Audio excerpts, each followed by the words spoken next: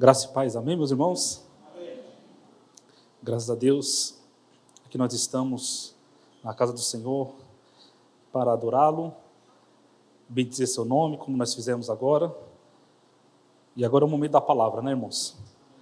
E eu quero dizer que Deus tem uma palavra para você, amém, nesta noite, para a glória de Deus. Deus colocou no meu coração um texto de Hebreus, capítulo 12, do versículo 1 ao versículo 3.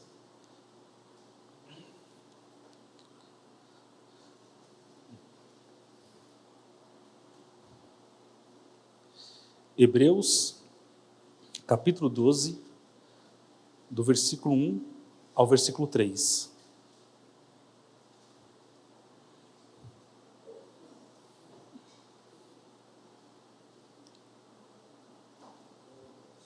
Glória a Deus. Os irmãos encontraram, amém? Amém? Obrigado, Miguel. Obrigado.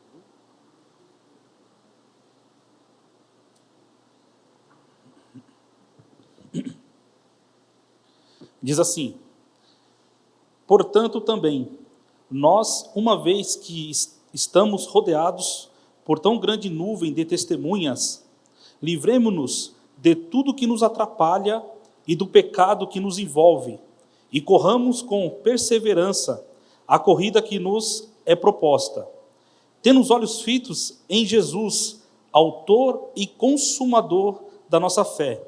Ele, pela alegria que lhe fora proposta, suportou a cruz, desprezando a vergonha, assentando-se à direita do trono de Deus. Pense bem naquele que suportou tal oposição dos pecadores contra si mesmo, para que vocês não se cansem nem desanimem. Amém? Vamos orar? Senhor Deus e Pai, queremos te louvar, Senhor, por estarmos aqui em tua presença, Pai. Senhor Deus, que o Senhor possa falar conosco, Senhor. Meu Pai, fale, Senhor Jesus, através, meu Pai, da tua palavra, Senhor. Estamos aqui prontos, Pai, para aprender, Senhor. Usa nossas vidas, Senhor. Somos vasos de barro em tua presença, Senhor.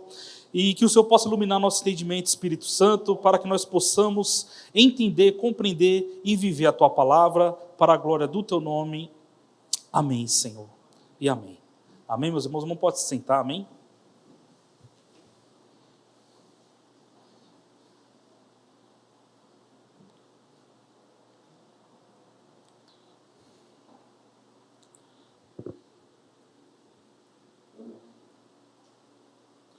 Irmãos, Deus colocou um tema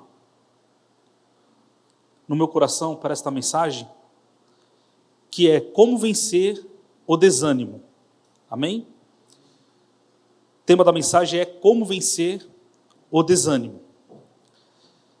E eu quero trazer algumas introduções da carta aos Hebreus para que nós possamos entender melhor o contexto histórico da época, para que nós possamos entender o que o escritor aos Hebreus quis dizer ali para os seus ali ouvintes. Então vou trazer uma introdução muito rápida aqui, um resumo, tá bom, sobre a carta aos Hebreus. O autor da carta aos Hebreus é desconhecido. Seu escritor, melhor dizendo, é um anônimo. O autor não se identifica no início do texto, como vemos nos livros do Novo Testamento. Ao longo dos séculos, propostas sobre possíveis autores como Paulo, Barnabé, Silas, Apolo, Lucas, Filipe, Priscila, Áquila e Clemente de Roma, entre outros, foram sugeridos por diferentes eruditos como prováveis autores. Orígenes de Alexandria gostava de afirmar: só Deus sabe quem escreveu a epístola aos Hebreus. Então ficamos com ele, né? Só Deus sabe, né? Vemos nas páginas da carta aos Hebreus que esse autor desconhecido conhecia muito bem seus leitores. Ele procurava tratar os problemas desse grupo como um pregador com um coração pastoral. Ele também tinha uma notável erudição, por conta do excelente grego utilizado e elementos retóricos. O autor também tinha um profundo conhecimento do Antigo Testamento. A data da carta. A data em que a carta foi escrita parece que foi entre o ano 64 e 68 depois de Cristo, por causa do silêncio da destruição do templo, e que foi no ano 70. E também ele faz a menção de Timóteo, no capítulo 13, versículo 23 de Hebreus. Quero público. Os leitores parecem ser judeus cristãos, que em sua maioria estão sob pressão pelos judeus, para abandonarem sua fé em Cristo. O autor da carta os encoraja a ficar firmes em meio às perseguições. Para isso, procurava mostrar a superioridade de Cristo. Cristo, ele é superior a Moisés, a Arão. Seu sacrifício foi superior a todos os sacrifícios do judaísmo realizados no Antigo Testamento. Porque, além de ter sido perfeito sua mediação, a de Cristo, é eficaz e definitivo. Cristo, ele é o sumo sacerdote, muito mais eficaz que os sacerdotes do judaísmo. O escritor está mostrando aos seus leitores que, se abandonassem a fé em Cristo, estariam desamparados, não teriam a quem recorrer. Então você vai ler a carta aos Hebreus, quem já teve aí o privilégio de ler, né? Se você não leu ainda, por favor, chegue em casa, leia a carta aos Hebreus. Eu acredito que a maioria dos irmãos já leram. E você vai ver isto no autor, ele sempre exaltando a Cristo, mostrando que Cristo é superior. Ele é o Criador, ele é superior aos anjos, ele é superior ao sumo sacerdote e assim por diante.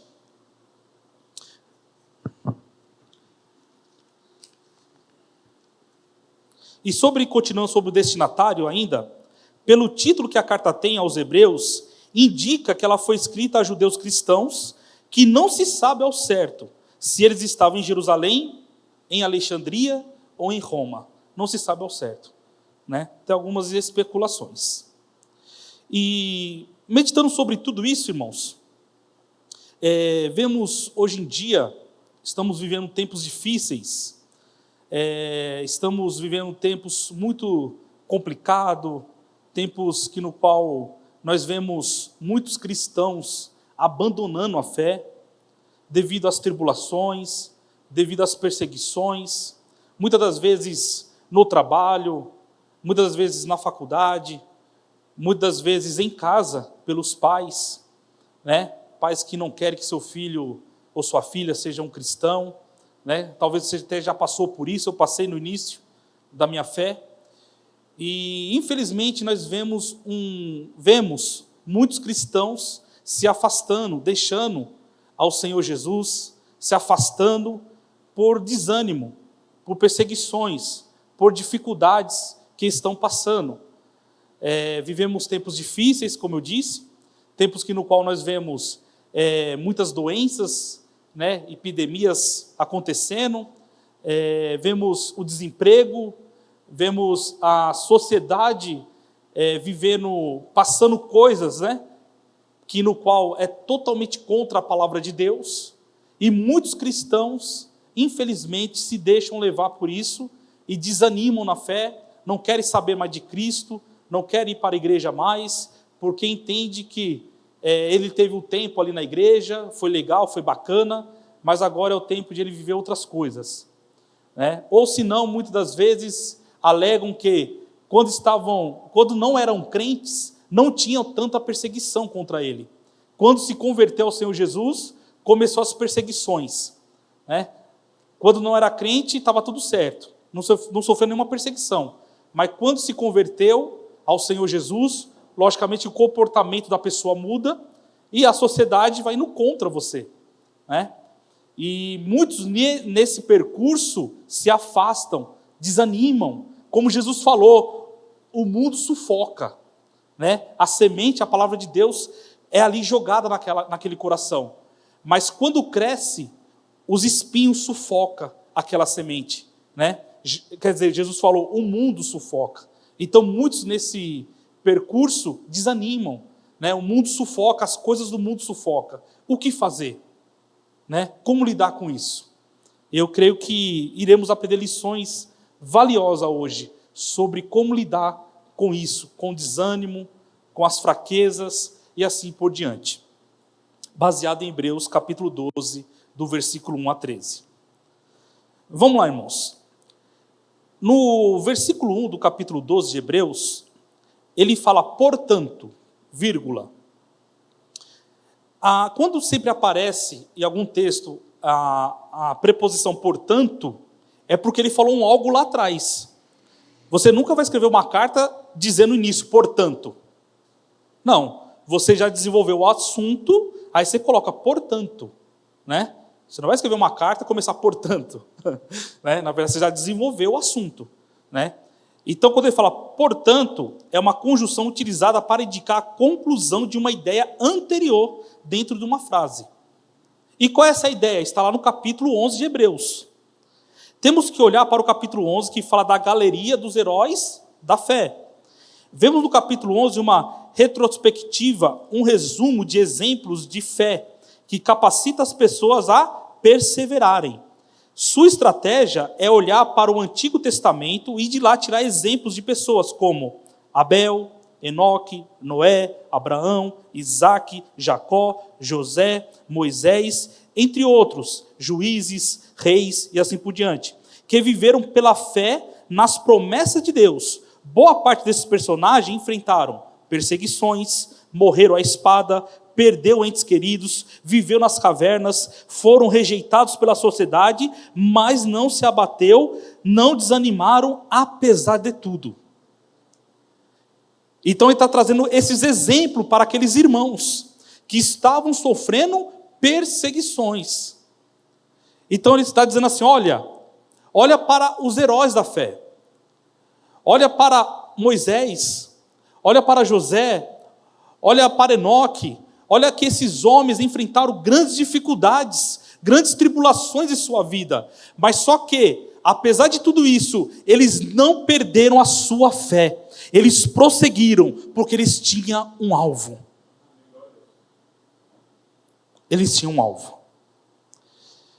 E ele continua no texto, também nós, uma vez que estamos rodeados por tão grande nuvem de testemunha. O que é isso, pastor Rodrigo? O que significa isso? Quem são essas testemunhas? Está no capítulo 11 de Hebreus. Elas estão registradas no capítulo 11, são os heróis da fé, que tem como seus personagens, como acabei de dizer, Abel, Enoque, Noé, Abraão e assim por diante. Os profetas, juízes, reis piedosos de Israel, que deram testemunho de que Deus é fiel e que Ele cumpre as suas promessas, de que vale a pena viver pela fé, mesmo diante das dificuldades, sofrimentos e perseguições. Estas nuvens de testemunha estão dizendo, não desanimem, não desanimem, prossigam, não desanimem. Está difícil, irmão? A perseguição está dura? Não está fácil? Não desanimem, prossigam, porque a nossa recompensa é incomparável. Não se compara. É muito melhor que qualquer outra coisa aqui neste mundo. E eu quero fazer uma observação aqui sobre essa questão da nuvem de testemunha, só para não deixar a nossa mente com uma certa dúvida, ou curiosidade, que é normal, irmãos? Temos que ser curiosos, fazer perguntas. Essa nuvem de testemunha não quer dizer que os santos que estão nos céus estão olhando para nós, testemunhando o que estamos fazendo aqui na terra. Não quer dizer isso, tá, irmãos? Que eles estão lá no céu, Enoque, Abraão, Moisés, José, olhando para nós aqui. Não é isso, a ideia não é esta. Porque esta é uma doutrina da Igreja Católica, que é a mediação dos santos, que eles entendem baseada nesse texto. A ideia aqui é que essas testemunhas são a nossa inspiração, são os nossos estímulos que nos faz correr, perseverar na maratona, quando nos lembramos dos que correram antes de nós e que chegaram até o final, apesar das dificuldades. Então a ideia aqui é esta, não é uma ideia que eles estão aqui olhando para nós aqui na terra, gritando ali, como se fosse num estádio. Logicamente que o escritor aos Hebreus traz esta analogia de um estádio mesmo, um estádio com uma multidão de testemunha ali. Depois, mais para frente, eu vou falar sobre isso. Mas a ideia aqui não é essa, que eles estão lá no céu olhando para mim, para você, vai, corra, persevere. Não, a ideia não é esta. A ideia é olhar para eles, ver que mesmo das dificuldades que eles passaram, eles chegaram até o final da maratona. Eles chegaram até o final. Então esta aqui é a ideia. Continuando aqui. Testemunha também pode ser um grupo que os que assistem uma corrida. Faz todo sentido. Aí sim, que o escritor aos Hebreus faz essa comparação na continuação do versículo 1, de que estamos em uma maratona. E o interessante é, irmãos, naqueles tempos, os Jogos Olímpicos era comum na época. Então, para eles, esta questão de jogos, essa questão de fazer uma analogia, né, de um corredor, no caso aqui é um corredor, né, ele está correndo. O escritor aos Hebreus está trazendo esta ideia para eles, né, é uma maratona. Então, isso para eles soava normal, comum, né, eles entenderam muito bem, porque naquela época já tinha os Jogos Olímpicos, né, que era uma festa ali muito grande, que acontecia ali no mundo antigo ali.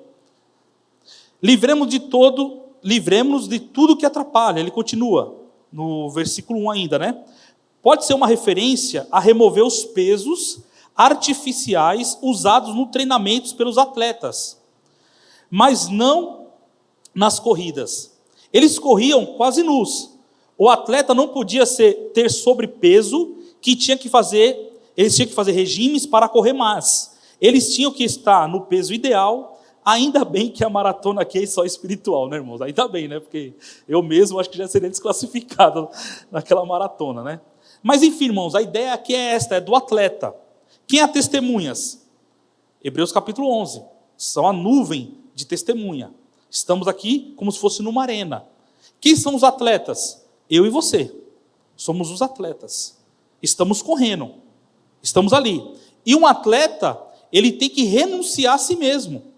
Ele tem que treinar, ele tem que acordar cedo. Existe toda uma regra para que ele possa ali se fortalecer, para que quando chegar o dia de ele competir, ele esteja 100% pronto, preparado. Esta que é a ideia. Esta é a ideia que o escritor aos Hebreus está passando, fazendo uma analogia com os atletas daquela época. Esse peso não precisa ser necessariamente um pecado. Pode ser desânimo, ansiedade, falta de fé, dúvida do poder de Deus, relacionamentos com pessoas que, em vez de lhe fazer o bem, só lhe faz mal, ambientes que você frequenta, determinadas coisas que assiste, determinados hábitos que você cultiva. Então a ideia aqui pode ser essa. O que é esse peso? O que o escritor aos Hebreus diz? O que ele aconselha? Livra-se desses pesos que está te atrapalhando. Um atleta, como eu disse aqui, ele corria quase nu. Dizem que nu na corrida. Por quê? Eles não poderiam ter nada que atrapalhasse. Já pensou você correr de bota? E com casaco? Não vai desenvolver. Hoje, os trajes que eles usam, os atletas, todos são preparados para que o atleta se sinta à vontade. Para que ele corra e desenvolva ali, no caso, a sua habilidade, que é corrida. Então ele tem que estar o quê? À vontade, livre. Ele não pode estar preso com coisas nas costas. Já pensou ele correr com uma mochila nas costas? Não faz sentido. Não faz sentido. E ele continua no versículo 1. E do pecado que nos envolve. É outro peso aí. Novamente, o autor da carta aos Hebreus traz a metáfora das roupas do atleta. O corredor corria praticamente nu, como eu já disse. Hoje, os trajes modernos têm uma tecnologia de tecidos especiais para deixar o atleta mais confortável possível, para fazê-lo sentir como se não estivesse usando nada. Não faz sentido entrar numa maratona, como eu já disse, com um casaco de couro, uma bota de couro, não faz sentido. O pecado sempre nos assedia. Nossa natureza pecaminosa, porque ela é inclinada para o mal.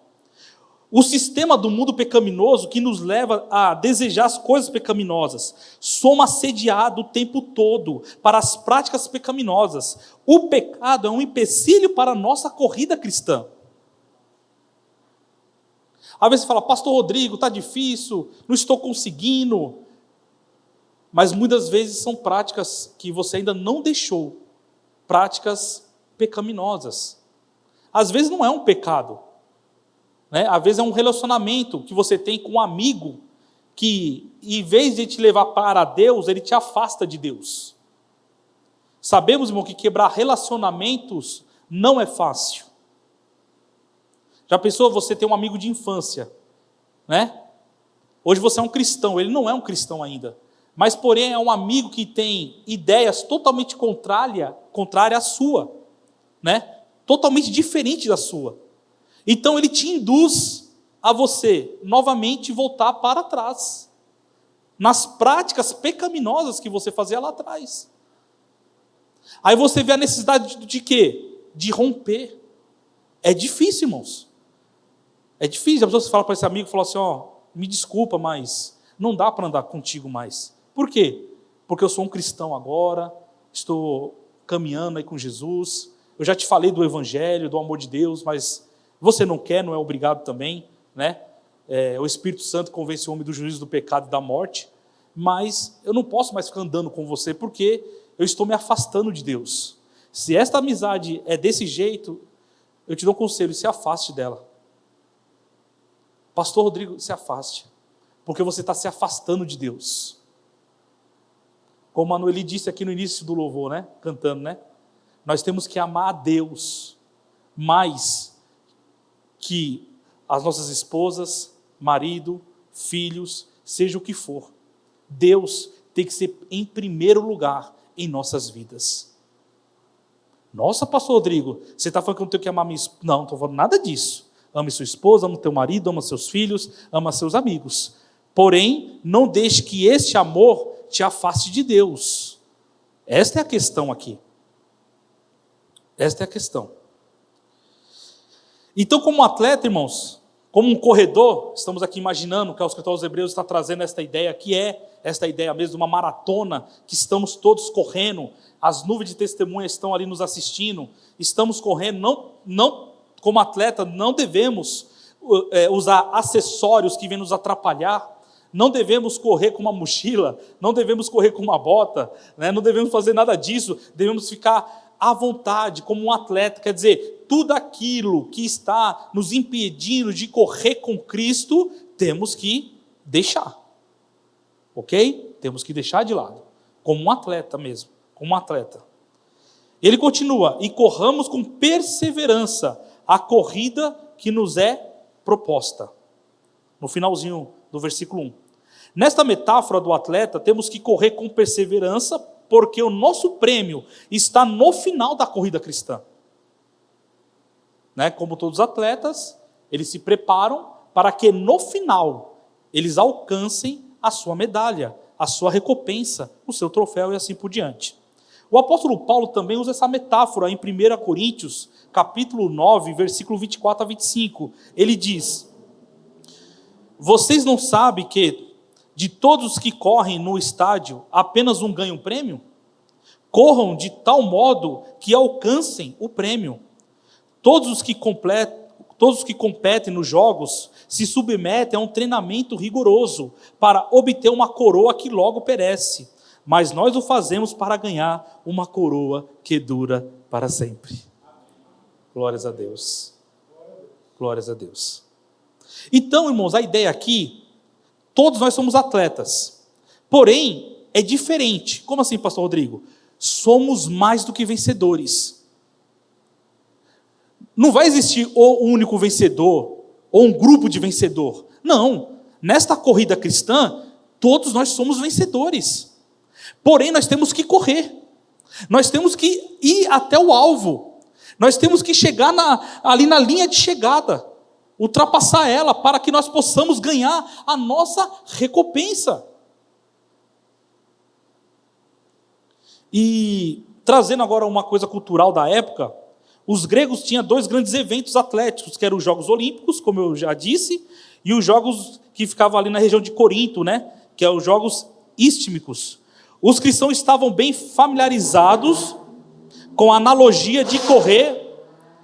Os cristãos estavam bem familiarizados com a analogia de correr para vencer. No final, os campeões ganhavam uma coroa, de folhas de louros. Porém nós cristãos corremos para ganhar um prêmio que não pode murchar, guardada nos céus para nós. 1 Pedro 1,4.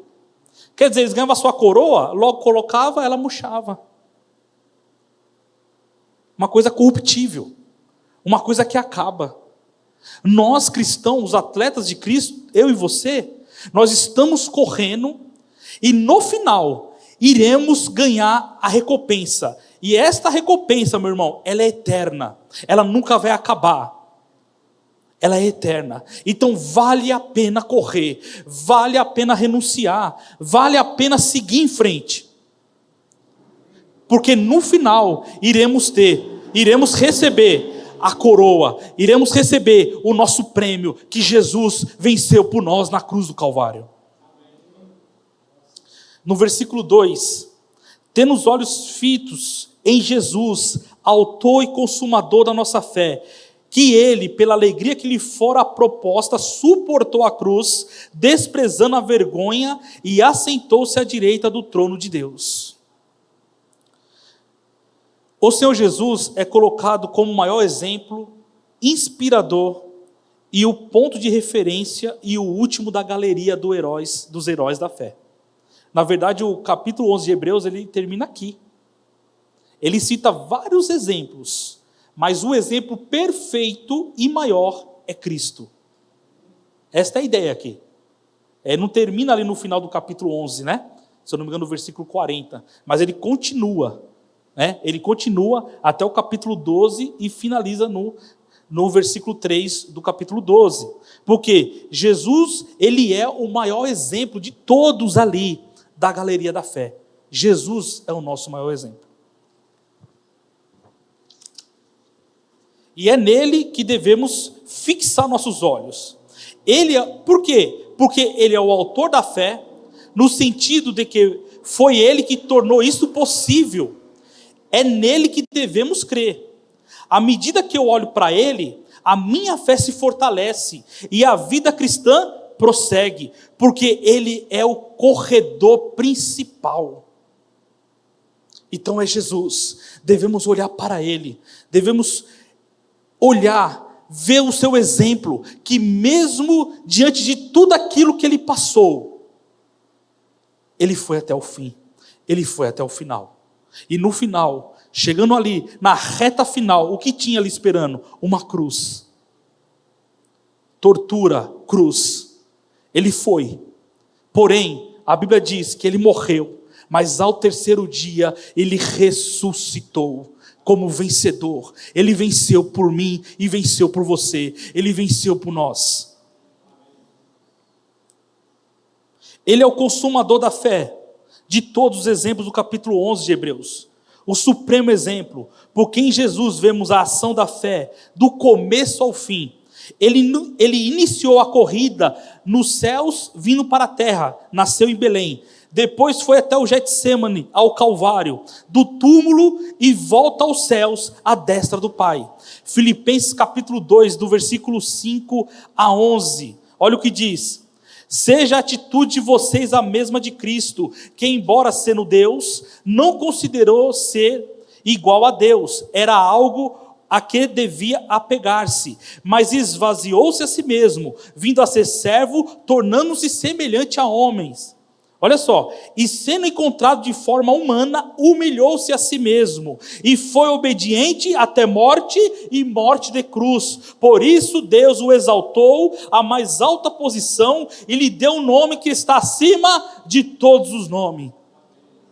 Oh, glórias a Deus. Está vendo aqui o vencedor? Está vendo aqui? Ele se submeteu, ele se humilhou, ele se tornou um de nós. De carne e osso, meu irmão, o Deus encarnado, ele se encarnou, ele deixou a sua glória. Olha só, irmãos, a eternidade, e ele nasceu, sofreu por nós, para dar o exemplo para mim e para você, que vale a pena, mesmo diante das dificuldades, mesmo diante dos problemas, meu irmão, não desanime na fé. Persista, Olhe para o alvo que é Cristo. Olhe para o seu exemplo. Glórias a Deus. E ele continua no versículo 10, né? Para que o nome de Jesus se dobre todo o joelho, nos céus e na terra e debaixo da terra, como também acabamos de louvar. E toda língua confesse que Jesus Cristo é o Senhor, como também acabamos de louvar, para a glória de Deus Pai. Amém? Glórias a Deus. E no versículo 3 do capítulo 12 de Hebreus, ele continua: pense bem naquele que suportou tal oposição dos pecadores contra si mesmo, para que vocês não se cansem e nem desanimem. O nosso maior exemplo, Jesus, suportou muito mais coisas aqui na terra do que qualquer herói da fé, citado lá em Hebreus capítulo 11. Portanto, é o exemplo perfeito para ser seguido. Ele teve que fugir quando era bebê. Desde o dia que nasceu até sua morte, só sofreu a contradição dos pecadores, porém nunca desistiu. Não parou de anunciar o reino dos céus, não parou de curar, de fazer milagres, não parou de ensinar. Ele continuou. Olha só, foi traído, abandonado, atacado, acusado injustamente, chicoteado, torturado, morto e sepultado. Porém, Deus o ressuscitou e ele está sentado à destra de Deus e recebe todo o poder que vem nos céus e na terra. Olha que exemplo, irmãos, magnífico, que supremo exemplo Jesus nos deixou, para que eu e você continue a vida cristã, mesmo diante dos problemas, mesmo diante das dificuldades, mesmo diante das doenças, mesmo diante do desemprego, mesmo diante desse mundo turbulento no qual nós estamos vivendo, que não está sendo fácil para mim e para você. Prossiga, meu irmão, vai até o fim, porque no fim vai receber, irmãos, a coroa, vai receber a exaltação que Deus vai te dar, porque essa exaltação Jesus conquistou por nós na cruz. Por isso que a Bíblia diz que nós somos mais do que vencedores. Nossa, pastor Rodrigo, mas não chegamos no final. Sim, mas você é vencedor já. Você é vencedor. Ei, meu irmão, você é vencedor. Todos nós somos vencedores. Não por nós mesmos. Não, lógico que não. Mas por aquilo que Ele fez por nós. Cristo Jesus. E o interessante, irmãos, se formos aqui analisar, muito interessante isso também, para que nós possamos gravar 3 pontos importantes nesse texto, que você pode analisar. Primeiro, motivação. Segundo, o desafio. E terceiro, o alvo. Qual é a motivação, pastor Rodrigo? A motivação está no versículo 1 do capítulo 12. Portanto, também nós, uma vez que estamos rodeados por tão grande nuvem de testemunha. Motivação. Estamos num estádio. Pessoas estão olhando para nós. Eu entrei num estádio, irmãos, minha esposa até olhou para mim, num estádio muito bonito, por sinal, né? E eu nunca tinha entrado num estádio, né? E quando eu entrei assim, irmãos, eu via as arquibancadas, né? Aquele, né, coisa linda, né? Grande, né? Enorme. Eu falei, meu Deus, se sente tão pequeno, né? Quando você chega no campo ali, né? Quem já foi no campo, né, de futebol aí, né? Enfim, é algo assim muito grande, né, Elbi? É assim, bonito, né? Não tão bonito como o do meu time, né? Mas é bonito também. E eu falei, nossa, eu fiquei parado assim, olhando. Falei, meu Deus do céu, olha. Já pensou, irmãos? Vamos para analisar, fazer uma analogia. Eu e vocês no estádio. Está a nuvem de testemunha. E eles já venceram. Eles já venceram. Imagine você olhar, vamos supor, né? Somos jogadores de futebol. Olhar para os ex-jogadores torcendo por nós. Nossa, já pensou o gás que dá, o ânimo que dá? Porque dizem, né, que a camisa 12 de todo time é a torcida. Porque anima os jogadores. Quando eles entram em campo, a torcida grita. E eles se sentem o quê? Os jogadores? Animados. Nossa, olha, eles estão torcendo por mim. Eles estão torcendo para que nosso time possa ganhar. Isto é motivação. Isso deve ser a nossa motivação. Então, agora pare para pensar. Você entrando no estádio, você vendo ex-jogadores torcendo por você, porque eles já ganharam. Eles já venceram. Então isso deve servir o quê? De ânimo para nós. Quando você lê os exemplos do Antigo Testamento, quando você lê também os nossos irmãos aqui do Novo Testamento, quando você vê a história da igreja, quando você lê a história dos missionários que sofreram, que foram mortos, torturados e assim por diante, quando você vê os apóstolos de Cristo, os apóstolos que ali sofreram também, enfim, e quando você olha para o principal, que é Cristo. Quer dizer, aquele desânimo, naturalmente ele vai se desvaindo dentro dos nossos corações. E vai lhe dando o que? Ânimo. Por quê? Porque você está olhando para o autor e consumador da sua fé, o perfeito. Os heróis venceram, conquistaram, estão na glória com o Senhor. Mas o perfeito, Jesus, também venceu. E Ele é nosso maior exemplo de fé. Isso deve servir como motivação, meu irmão, para você caminhar com Cristo, para você desenvolver sua fé com Cristo, para você crescer na graça, para que você não venha desanimar ou deixar Jesus por qualquer coisa. Aí sabe o que acontece? Os seus problemas se tornam pequenos quando você olha para Cristo. Isto é tão real, irmãos, isto é tão verdadeiro, que me fez lembrar aqui, quando os espias foram olhar a terra de Canaã, né? Foram ali 12, entre eles estava Josué e Caleb, né? Estavam juntos ali, e eles espiaram a terra, né? Moisés deu a ordem, foram lá e espiaram a terra. Rapaz, terra boa, hein? Boa, hein? A Bíblia diz que trouxeram um cacho de uva, foram 2 homens para trazer um cacho de uva. Meu Deus do céu, então pensou? Um cacho de uva, né? Quer dizer, terra que mana leite e mel. É isso mesmo. O que Deus falou através do seu servo Moisés é isto mesmo. A terra é boa, maravilhosa. Aí chega com o relatório diante de Moisés. Moisés, e aí, como foi? Olha, Moisés, que terra maravilhosa, muito boa. Aí os desanimadores, a terra é boa, mas tem gigantes. Perante ele nós somos como gafanhotos.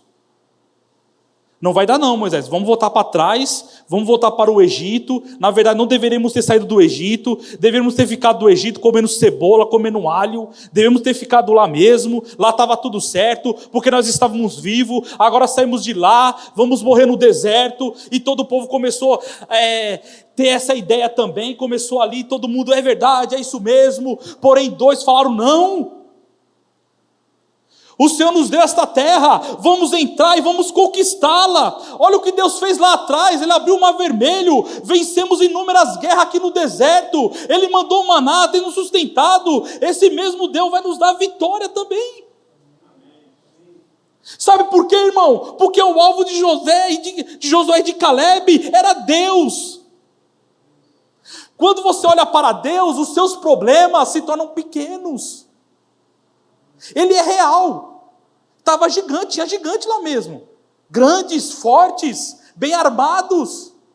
Mas eles creram pela fé que aqueles gigantes iriam sucumbir na guerra. Eles iam vencer com a forte mão do seu Deus. Então o que é isso?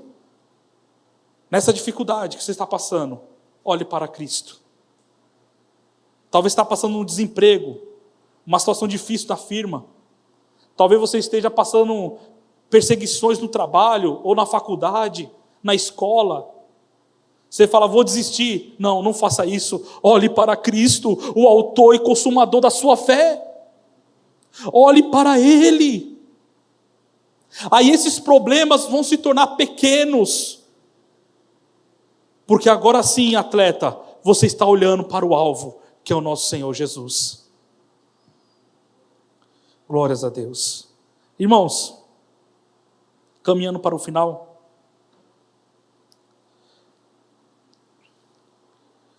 quais são as aplicações que pudemos aqui aprender desse texto maravilhoso de Hebreus?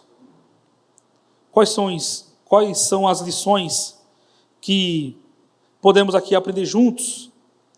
Que nós possamos, de tudo isso, talvez tenha mais lições, lógico, com certeza, talvez se algum outro irmão pregar aqui, vai trazer mais lições, mas eu quero trazer cinco lições aqui, rapidamente, sobre o texto.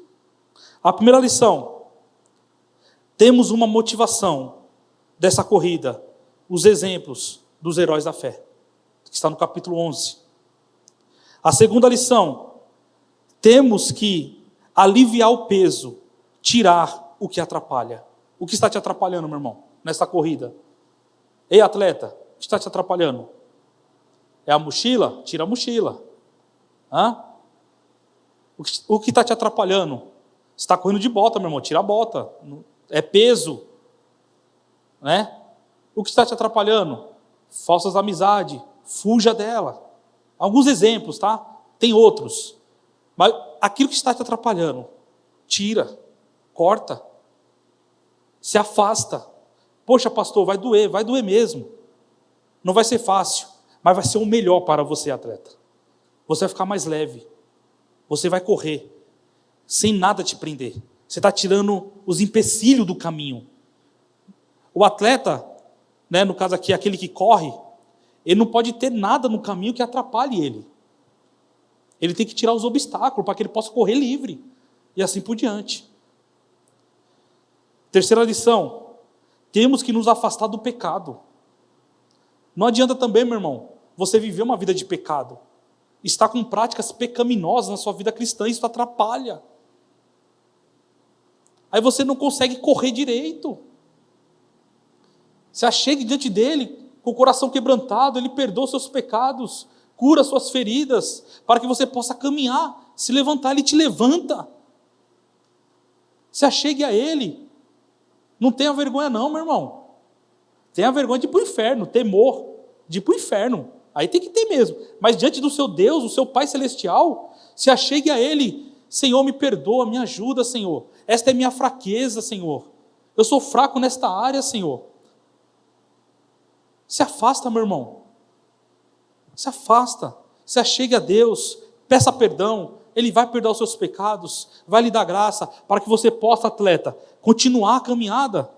A quarta lição: temos que ser perseverantes, porque no final da corrida receberemos a nossa vitória. Persevere, meu irmão, vale a pena. Não desista, não desanime. No final, irmão, vai estar a nossa vitória. A nossa conquista que Ele conquistou por nós. É Ele que conquistou por nós. Quer dizer, estamos correndo, né? Já somos todos vencedores. Mas nós temos que correr. Temos que ir até o fim. Temos que persistir. A quinta lição: temos que fixar o olhar no nosso Senhor Jesus, o maior exemplo dos heróis da fé, pois Ele é a fonte da nossa fé e é o maior exemplo de perseverança, pois suportou a oposição dos pecadores e o sofrimento, humilhação da morte de cruz. Olha só, o que o nosso Senhor Jesus passou por mim e por você. Olha só o que Ele passou, o que Ele sofreu, foi humilhado por nós. Olha só, irmãos. E o interessante é que no versículo 2, diz assim, né, do capítulo 12 de Hebreus: tendo os olhos fitos em Jesus, fixado em Jesus, autor e consumador da nossa fé, Ele, pela alegria que lhe fora proposta, suportou a cruz, desprezando a vergonha. Essa palavra aqui no original, o que é isso, desprezando a vergonha? Quer dizer, estou diante de uma humilhação, mas não tem problema. E a morte de cruz, irmãos, era a morte, naquele contexto, né? Além de ser uma morte muito dolorida, um sofrimento enorme, talvez um dos maiores, ou o maior, era uma vergonha. morrer numa cruz. Era uma vergonha. Se alguém da família morresse numa cruz, os familiares escondiam, não falava para ninguém. Olha só, o cidadão romano não morria numa cruz, não poderia, porque era vergonhoso. Um cidadão romano não, tinha outro tipo de penalidade, mas não uma cruz, não morrer numa cruz. Estava vendo um teólogo falar que escavações arqueológicas ali naquele local, né, onde tinha muitas essas práticas ali, de crucificar e assim por diante, não se acha quase vestígio nenhum. Né, se acharam agora recentemente, né, ossos ali que tinham uma perfuração ali nos pés, né, porque furava os dois junto ali, furava ali, né, essa parte do pé para ser uma forma de apoio.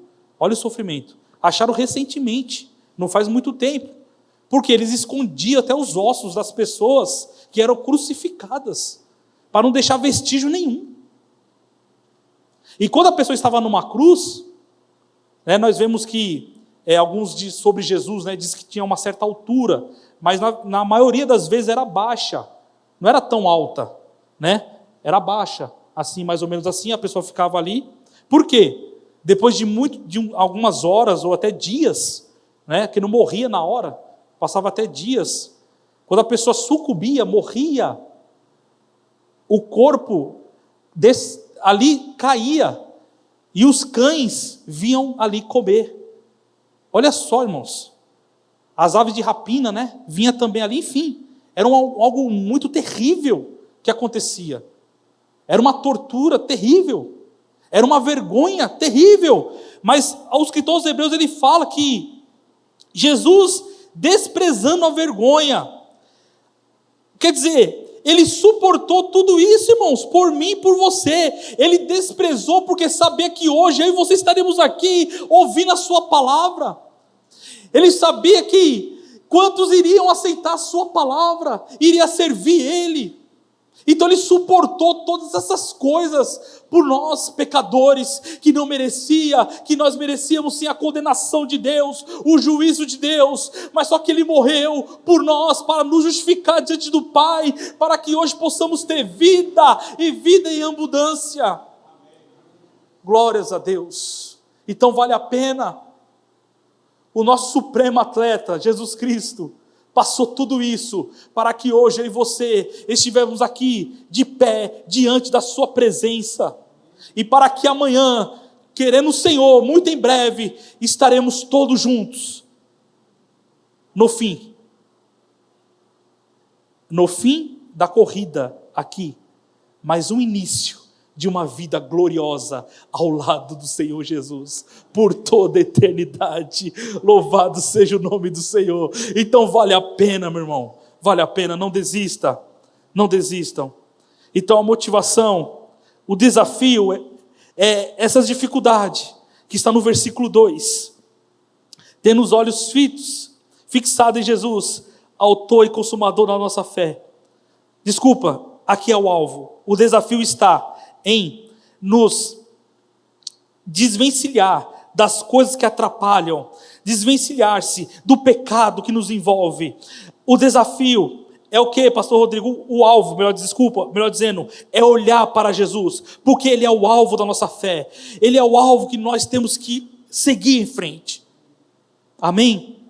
Então que nós possamos, irmãos, olhar para Cristo, que nós possamos não sucumbir, que nós possamos, como atleta de Cristo, deixar os pesos, né? Deixar as cargas. Tem irmãos que estão na igreja há tanto tempo e falam, não posso ver um irmão porque eu não me bato bem. Irmão, não faça isso. Chega diante de Deus, peça perdão, se arrependa, tira esse peso, meu irmão. Não faça isso. Nossa, pastor Rodrigo, não posso ver aquela pessoa, que misericórdia. Irmãos, infelizmente, não vamos se dar bem com todo mundo, infelizmente, essa é a grande realidade.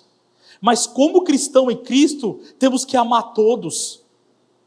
Talvez não podemos ter uma intimidade maior, é comum, é normal, mas temos que amar a todos. Ter irmão, como o pastor sempre diz, é uns mala, e é verdade, pastor, concordo plenamente. Tem uns que é mala, é difícil de lidar, mas a Bíblia nos ensina que nós temos que orar por eles, nós temos que pedir a Deus, para que Deus tenha misericórdia, para que ele se arrependa, se achegue diante do Senhor, e assim por diante. Então, meu irmão, não fique carregando esses fardos, por favor, deixe esses fardos, corra, você vai sentir o quê? Leveza na vida cristã. Você vai ver que servir a Cristo, mesmo diante das dificuldades, das renúncias e assim por diante, se torna um fardo leve. Se torna um fardo leve. Porque Ele alivia nossos fardos. Ele carrega com nós, para que nós possamos chegar no final. Amém, meus irmãos? Quero orar? Vamos orar, vamos buscar o Senhor em oração. Não desanimem, corram, sigam em frente. Glórias a Deus.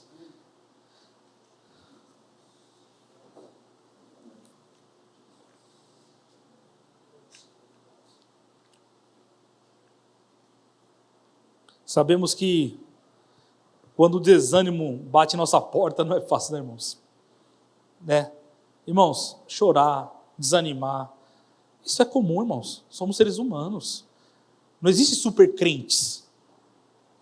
Como o pastor Dilson leu no começo sobre Elias. Ele era um homem sujeito às mesmas paixões. O que o Tiago está falando? Que Elias era um homem como nós, de carne e osso. O Elias se escondeu numa caverna por causa de uma ameaça de uma mulher. O homem que fez coisas assim diante de Deus. Deus usou de formas extraordinárias. Coisas maravilhosas. Quem leu a vida do Elias, do profeta Elias. Mas, por uma ameaça, ele se escondeu. Desejou a morte. Por quê, pastor Rodrigo? Porque ele era homem de carne e osso, igual eu e você, meu irmão. Então, diante das lutas da vida, da dificuldade, desanimamos, ficamos tristes. Mas o que devemos ter em mente? A fé. Olhar para o alvo. Não podemos perder a fé. E como eu faço, pastor Rodrigo, para não desanimar? Olhe para o alvo, que é Cristo. Olhe por tudo aquilo que ele passou, sofreu. Porém, ele foi vitorioso. Por quê? Ele foi até o fim e ressuscitou ao terceiro dia. Está à destra do Pai.